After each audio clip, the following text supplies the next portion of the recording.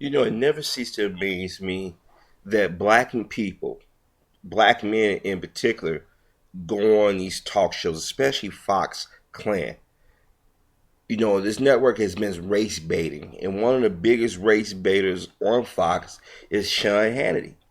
Well, Tavis Smiley and Professor West were on the show to talk about their book and talk about poverty. So I'm going to play this video, then I'm going to read the text, then I'm going to give my opinion. Work. Well, if you look at some of the key poverty statistics, well, you'd be hard-pressed to think that Obama's economic agenda is helping in any way. For example, the total number of food stamp recipients has increased by almost 15 million people since the president took office. And when it comes to the amount of Americans living below the poverty line, well, that number has increased by more than 6 million people since 2008. So with all these numbers indicating that big government is not the answer, well, my next guests say they actually want greater involvement in solving the poverty issue. And they're also saying that poverty is so extreme, it actually poses a threat to our national security. So tonight, we look at the depth of the poverty problem, the impact it has on our country, and where the solution actually lies. And earlier, I sat down with the authors of the brand new book, The Rich and the Rest of Us, a Poverty Manifesto, Professor Cornel West and Tavis Smiley. Guys, welcome back. Both friends of mine, and Tavis and I kind of got our careers started together. And Professor, it's always good to see you. I don't think we agree often, but I do enjoy it when both of you criticize Barack Obama. I want to thank you for that. We try to tell the truth, but we're critical of you even more intensely. You know that, brother. I knew that was coming. I set it up on the team. Listen, I'm even mad at the title of your book. I really am. Because this goes back to somehow, look, it was Barack Obama who said it's not red America, blue America, it's the United States of America. I don't like this division, this wedge, Tavis, that the president's using in the 99 versus the 1%. The rich and the rest of us. So it somehow indicates that that's a bad thing, that people are successful. Not at all. Mitt Romney's wrong when he thinks that we're engaging in what he calls the politics of envy. No one who happens to be poor wants what Mr. Romney has. They just want to move beyond poverty of opportunity in this country to an opportunity to play on a level playing field. We are dangerously close, Sean, to cementing a permanent American catastrophe here. The rich more than the poor are responsible, in fact, for this catastrophe we have now, and yet the poor pay the heaviest price, although they're not responsible for the damage done by the Great Recession. Wait a minute, you're saying the rich are responsible. Wait a minute. How about government policies that are responsible? Government policies where we now borrow 40 cents of every dollar, 43 million Americans in poverty, 1 in 7 families in America, the numbers of people dependent, as I just pointed out, 15 million new Americans needing food stamps. How are the rich responsible? The top 10% pay 70% of the bill. No, but Brother Sean, the government policies tend to reinforce the oligarchs, Wall Street and corporate elites. Interest-free loans, wouldn't that be nice if students had interest-free loans, but our banks do? Wouldn't it be nice if you could take your labor force and move to China and Mexico and pay lower wages and folk are lost dealing with unemployment and underemployment? Government policies too often reinforce the kind of power of the well-to-do oligarchic rule. We're calling for an acknowledgement of poor people's humanity and putting them at the center of public policy. I'm going to concede a point to you, Professor. I don't want any bailouts. Oh, I like that. I don't want any bailouts. We agree with that. I don't want Wall Street bailed out. If we want everybody to be rich, we can't blame the people that have been successful. We've got to look at the behavior of the rich. We've got to give everybody a good education, and we got to get government out of the way. How do you think government's the answer? We're not blaming them. No, but you got to make jobs available, though, Brother Sean. That's the problem. You got to make jobs available. And Tavis and I would be the first to say that when we think of the Catholic bishops critical of Mitt Romney because he's not concerned about the poor, yes, we're critical of Barack Obama. We know Barack Obama is much better than Mitt Romney, but we're critical of the system that he heads. The system tilts toward the rich. The single best thing we can do is unleash the power of entrepreneurship. In the 8 years Reagan was president, he created 21 million new jobs. 21 not million. The Reagan myth. Come on, Sean. Not the Reagan myth. Wait a minute. And he didn't accumulate $5 trillion in new debt like Obama has. He created 21 million new jobs, no $5 trillion in debt.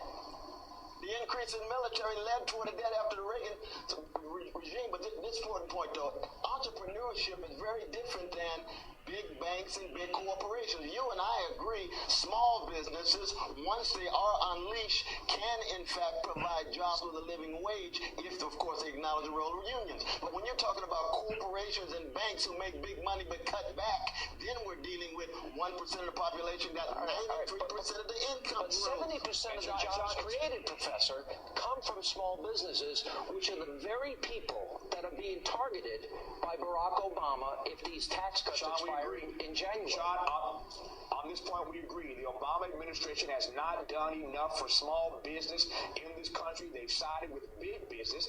They've not looked out for small business, and we agree on that. But this Reagan myth must finally be busted. Whatever credit you want to give to Ronald Reagan, he did whatever he did on the backs of poor people. That is started this attack on the poor. Sean, the numbers bear this out, and you know it. Wait a minute. Reagan never created $5 trillion in debt. Reagan gave us 21 million new jobs. Barack Obama will finish his first term as the only modern president that has not created a net single job, that he has lost, as of this moment, about 1 million jobs in the country. 1 million fewer people working, and we have $5 trillion in debt.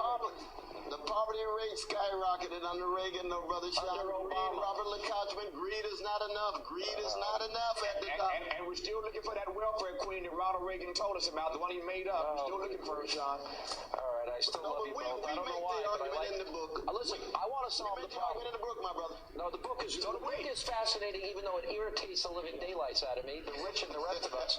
I think you made that title up, both of you, just to annoy me, but I still think this is a conversation worth having. I don't want a single American in poverty. There's going to be a number of conservatives who do have compassion, who are concerned about poverty, who would be very interested. I want to solve the problem, but get government out of the way. All right, well, we want compassion and justice. Compassion and justice. All right, the next time you guys are in New York, dinner's on me. You come in studio and we'll solve the problem right here. We'll do it. We'll take you up on that. All right, you got it. Thank you both for being with us.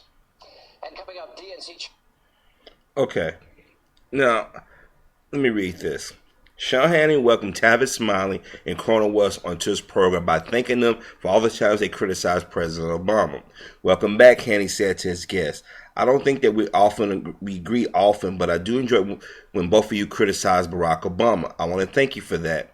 We try to tell the truth, and we're critical of you even more. You know that, Brother West. What responded? West and Smiley sat down with Hannity to discuss their new book on poverty, The Rich and the Rest of Us. Hannity criticized the title book, saying it made him mad. I don't like this division, the wedge Tavis that the president is using in the 99 versus the 1%. The rich and the rest of us. It somehow indicates that it's bad. It's a bad thing that people are successful, Hannity argued. Not at all, Smiley responded. Mitt Romney is wrong. He said we're engaging in what he calls the politics of envy. No one who happens to be poor wants what Mr. Romney has. They just want to move beyond poverty to an opportunity to play on a level playing field. We are dangerously close, Sean, to cementing a permanent American catastrophe here. The rich more than the poor are responsible for the fact, for this catastrophe we have. Yet the poor pay the heaviest price, although they're not responsible for the damage done by the Great Recession. Stop right there, Hannity said. Wait a minute. How about government policies are responsible? How are the rich responsible? The top 10% pay 70% of the bill. No, Brother Sean. Government policies tend to reinforce Wall Street and corporate elites, West argued. Now, I'm going to tell you something. I don't know why black people go on Fox News. And I especially don't understand why black men talk to Sean Hannity. Sean Hannity has an issue with black men in authority. He refused to say President Obama. He talks about the rich because he's rich. He don't want to pay taxes on his money. If Sean Hannity was so apt to help poor people, why don't he donate money? He still, I mean, he gets millions of dollars from radio show. He gets millions of dollars from Fox. He get millions of dollars from books and other stuff he got. If he really gave a damn about poor people, he would challenge his rich friends and them to stop being so fucking arrogant when it comes down to poor people. But my thing is, it's not necessarily Sean Hannity's time. It's Tavis and Cornell. While I respect them, they have been used by Fox News saying, well, Tavis and Cornell, they attacked the president. That's the first thing Sean Hannity brought up. But these two brothers are going out and petting their book, which I can't begrudge them in that. But why would you go on Fox News? Why would you give airtime or give these bastards, racist bastards, the time of day? Go on black radio, go into the black community. But then at the same time, I have to be honest, the black community hasn't been fair to Tavis and Cornell. I have been talking about how poverty works, and everything they say is true. Here, but let's not put the blame entirely on President Obama. You got a Republican and Democratic Senate. You had a Democratic-controlled Senate and Congress for almost 2 years, and they did very little of anything. So to sit here and blame the president for all this is wrong. He can't create jobs. Now, they can create a climate that can help get jobs, but guess what? Clinton and them came up with NAFTA. Most of the companies have went overseas and they hired cheap labor. So what's going to happen, the 99% of people who are struggling or in poverty, guess what? They're not going to get too much shit because we're too fucking divided.